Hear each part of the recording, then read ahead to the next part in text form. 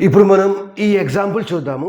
Design DFA to accept set of strings with 3 consecutive zeros, దాని తర్వాత without 3 consecutive zeros. So ఇక్కడ మనకి ఆల్ఫాబెట్లో 2 symbols ఉన్నాయి. First one is sigma 0, second one is 1. So 2 symbols ఉన్నాయి. So తర్వాత మనం language రాయాలి.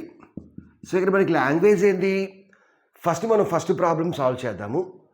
3 కన్జిక్యూటివ్ జీరోస్ ఉండాలి. So this is the minimum string. So 3 zeros ఉన్నాయి. 3 జీరోస్ తర్వాత ఎన్ని జీరోస్ అయినా ఉండొచ్చు, there is no problem.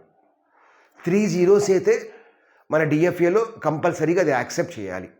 3 zeros తర్వాత ఎన్ని జీరోస్ ఉన్నా సరే మనకి సంబంధం లేదు. Let we have 3 zeros. 3 zeros తర్వాత ఒక 1 ఉంది, ఒక 0 ఉంది. తర్వాత వాట్ అబౌట్ వన్స్?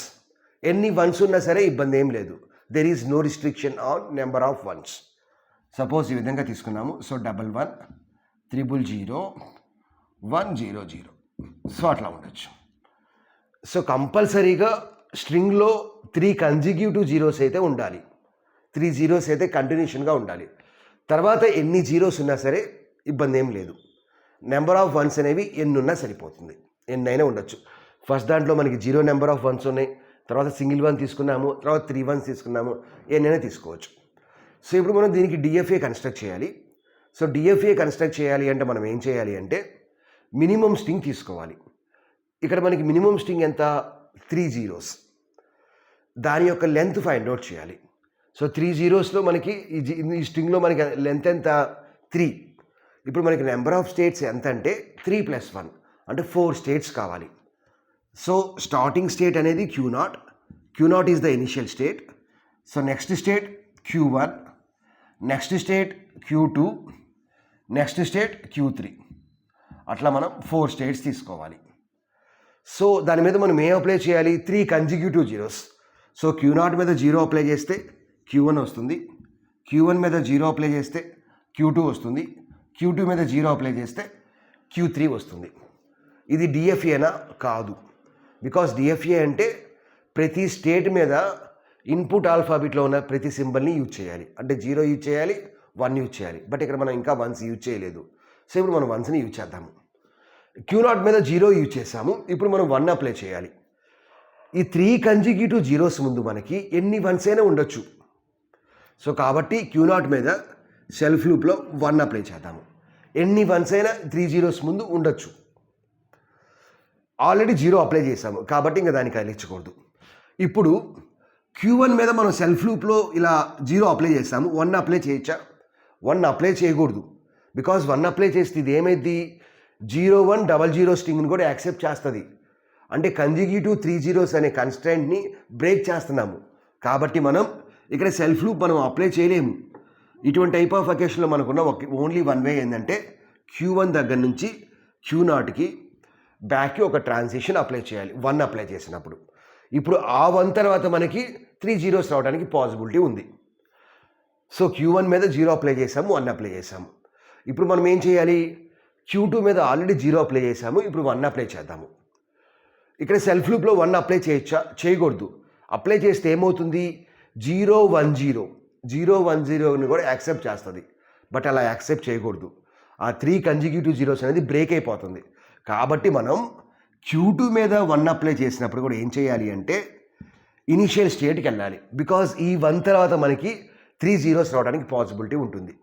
సపోజ్ మీరు Q2 నుంచి Q1కి ట్రాన్సిషన్ పెట్టారు అనుకోండి 1 మీద వచ్చినప్పుడు, అప్పుడు ఈ 1 తర్వాత 2 జీరోస్ ఉన్నా సరే డిఎఫ్ఏ అనేది యాక్సెప్ట్ చేస్తుంది.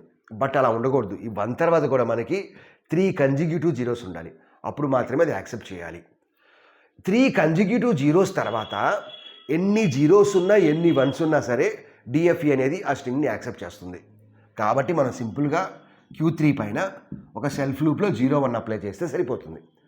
ఇప్పుడు ఒక స్ట్రింగ్ తీసుకొని చెక్ చేద్దాము కరెక్టో కాదో. ఇది చాలా సింపుల్ స్ట్రింగ్ కాబట్టి మనం ఈ స్ట్రింగ్ తీసుకుందాము.